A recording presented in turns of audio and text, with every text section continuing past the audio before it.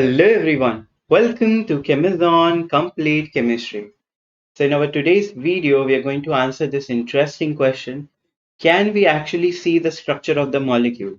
On paper, we know, let's say I tell you the structure of benzene. You know it has a cyclohexane ring and then you will draw three double bonds in it. Can we actually see the structure of any molecule? Let us see, we will come to know at the end of this video. So what is the main aim of this video is to understand the application of quantum chemistry. So what is quantum chemistry? Quantum chemistry is also called as molecular quantum mechanics, which means it is a branch of quantum mechanics where we study the about any molecule. Okay, that is the application of quantum mechanics in the field of chemistry that is called as quantum chemistry. So before studying the quantum chemistry, we must know any chapter for that matter, we must know what are the actual applications of it. Why are we actually studying that particular chapter? Okay, so let us see some of the applications. First application is to identify the shapes of the orbitals. As you can see here, this is the azimuthal quantum number and this is the magnetic quantum number. And this is the orbit number. So this is the shape of which molecule. If I want to write down the name of the orbital, it will be 1 and L is 0. So it is S. So this is 1s. Okay, similarly, this is 2s. Okay, 1s, 2s, 3s. This is the shape of 4s, 5s, 6s, and 7s. So similarly, these are all the p orbitals because L is equal to 1. And these are the shapes of d orbitals and so on. So how do we exactly get the shapes of the orbitals? That we get from the quantum chemistry. So we plot a graph of r square, small r square, capital R square. Capital R is what? It is a radial wave function. Okay, it is the radial wave function. We plot this on the y-axis and on the x-axis there is radius r. When we plot the graph of this is called as radial distribution plot. Okay, from this plot we can come to know the shapes of different orbitals. Okay, and how do you get this plot? By solving the hydrogen wave equation. This is the wave function of the hydrogen atom. Wave function of the hydrogen atom. When we solve this, we will get this. We can draw this plot and from that we can determine the shape of all the different orbitals that are existing. So this was a one application. Second very important application is understanding the spectroscopy. We do spectroscopic mostly for structure analysis. Okay, if an unknown structure is given to us, we have to determine the structure and understand the electronics of that particular molecule.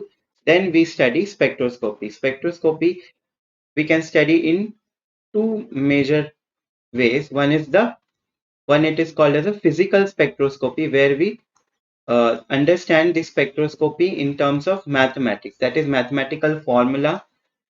With the help of mathematical formula and diagrams and graph, we understand the energy associated with that particular system.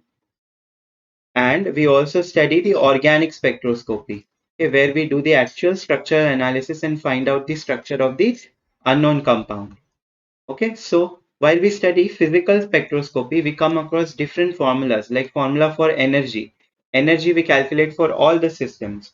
Like for example, in a translational motion of a particle, that is, we study what? We study a particle in a box model. It can be 1D, 2D or 3D. This is which motion? It is a linear motion of a particle.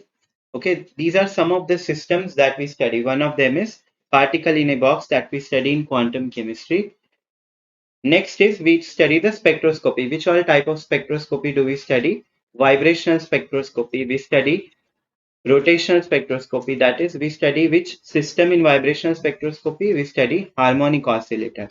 As you can see here, we consider a one particular molecule, let's say AB, and the bond between these two molecules is considered as a spring.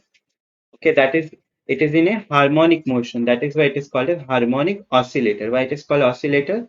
Because we consider this as a spring that can oscillate. Next, we also study rotational spectroscopy. Any diatomic molecule. Okay, here this is a picture of a diatomic molecule that we study, the rotational motion of a diatomic molecule and the energy associated with it, and thus also the structural determination we can do from the rotational spectroscopy. Here also the energy equations that we get, we write that we get from where? We get from the derivations of quantum chemistry. There is another spectroscopy, that is electronic spectroscopy, which is used to study the electronic transitions. Now, what are the electronic transitions? Okay, transition means movement of an electron from one energy level to another. So we study what? We study the electronic transition. Okay, which all phenomena do we study here? We study absorption, we study fluorescence, we study phosphorescence, and we also study something called as UV visible spectroscopy. This is mostly used to study the conjugated systems. UV visible spectroscopy. Conjugated system means any molecule that has long range of conjugation like this. As you can see in this molecule, there is conjugation involved in this molecule, and this conjugation leads to development of color in many molecules that we also study in K.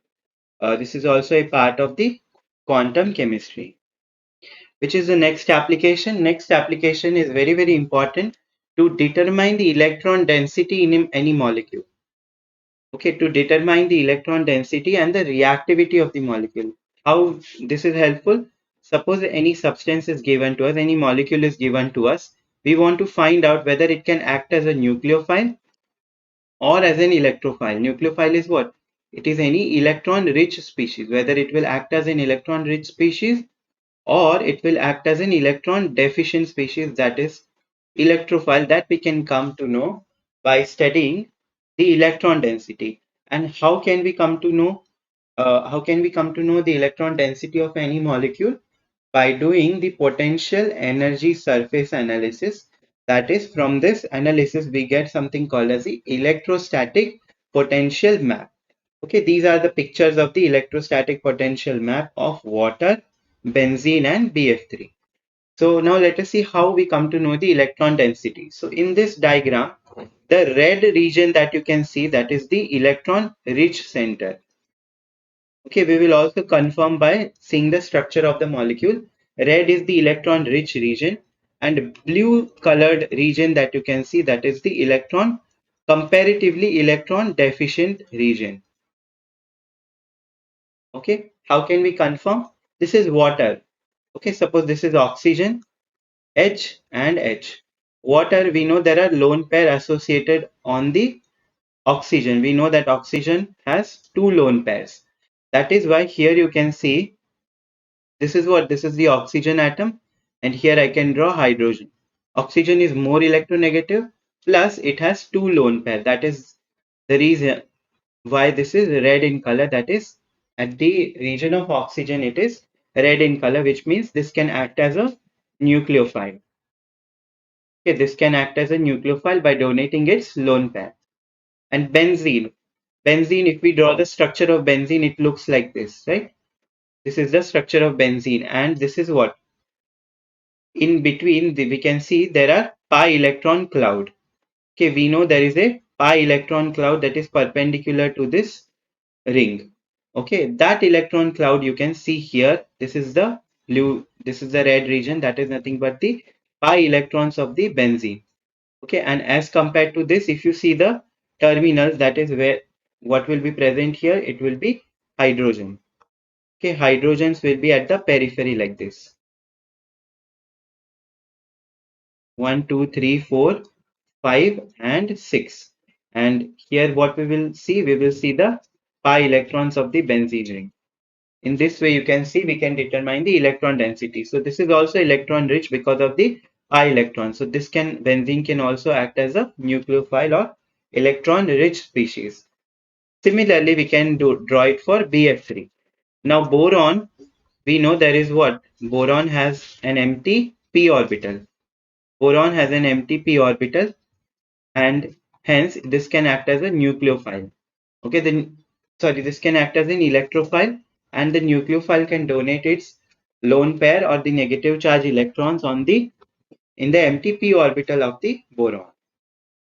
From this electrostatic potential map here you can see at the boron there is what? There is blue region. Blue region means it is electron deficient. Okay, it is electron deficient. So BF3 will act as an electrophile. Okay, so this was one more application. Now let us see the next application.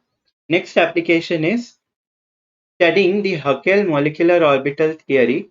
Okay, by studying the Huckel molecular orbital theory, there are two things that we can come to know. We can come to know which of the molecules are aromatic and anti-aromatic molecules. Okay, by looking at the structure, we say that a particular molecule is aromatic. Let's say benzene. Benzene is aromatic. Or let's say cyclo. We know that benzene, it is aromatic. Okay, we say that aromatic compounds are more stable. Why? Let us see that. And let's say there is this molecule here. It has how many pi electrons? 4 n pi electrons. If I put n is equal to 1, I will get 4 pi electrons, which means this is what? This is anti-aromatic, cyclobutadiene. Okay, so this is fine. We come to know from the number of electrons whether a molecule is aromatic, anti-aromatic or non-aromatic. But how did we determine that the aromatic compounds are more stable and the anti-aromatic compounds are least stable? By first, this is what? This is the Huckel molecular orbital diagram. Huckel molecular orbital diagram. By studying the Huckel molecular orbital theory, we can draw this energy profile or the molecular orbitals. For this is for which molecule? This is for the benzene molecule. Okay, after studying this, we can get these energy levels. These lower energy levels are what? They are bonding molecular orbitals. This line is the non-bonding, and the higher energy levels, these are what? These are the anti-bonding molecular orbitals. In benzene, diagram of benzene, you can see all the 6 pi electrons are present in the stable lower energy bonding molecular orbitals. That is the reason why benzene is aromatic, and it is also called as it is very stable. Okay, so this was one concept. Another concept is to find out the delocalization energy. Now, how do we calculate the delocalization energy? That we will see later on. But here you can see there are some molecules whose delocalization energies are given to you. And what is the significance of this delocalization energy? That we have to see now. So delocalization energy,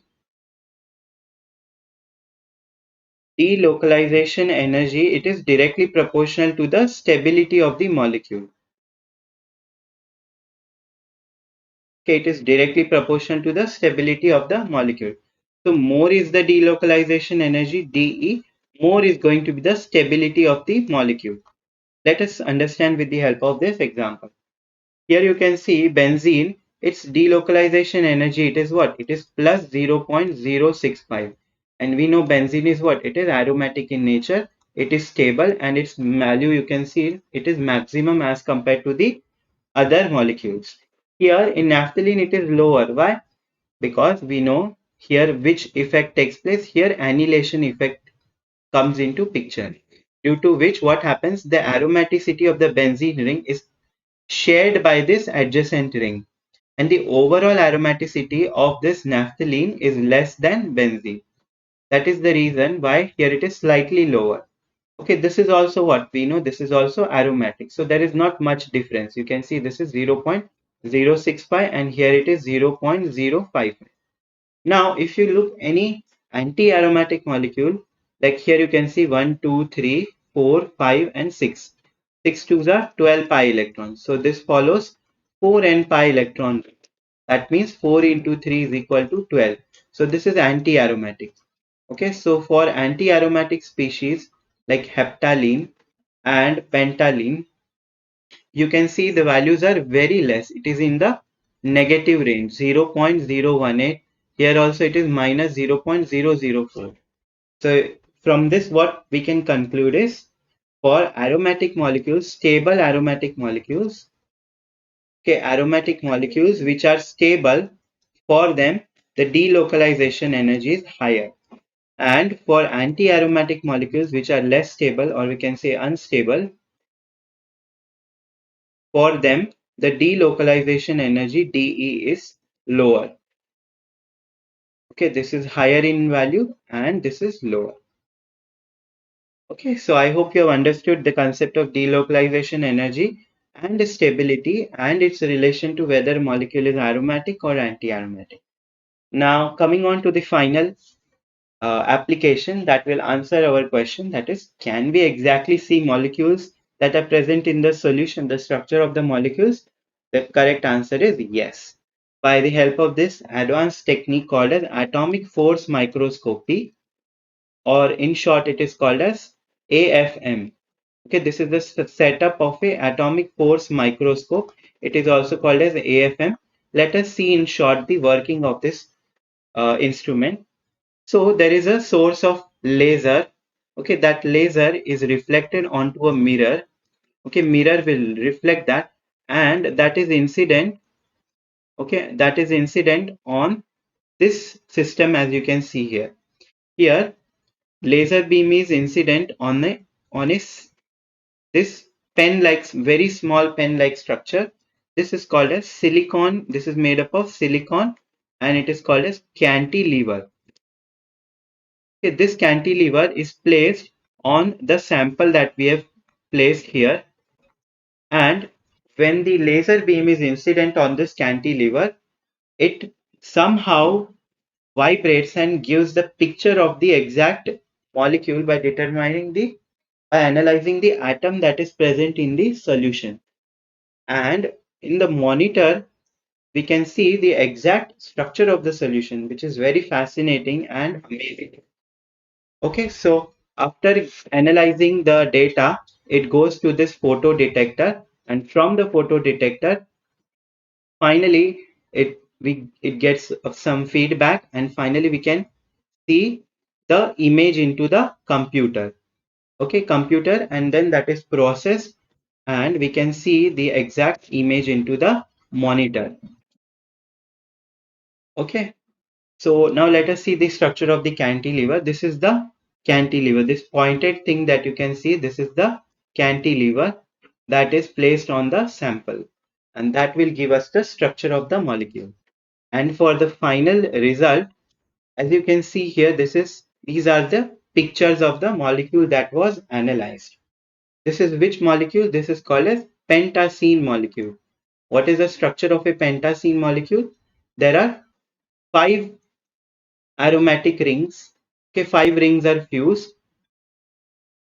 1, 2, 3, 4, and 5. So you can see how beautiful this is. This pentacene exact structure you can see in these are the pentacene molecules.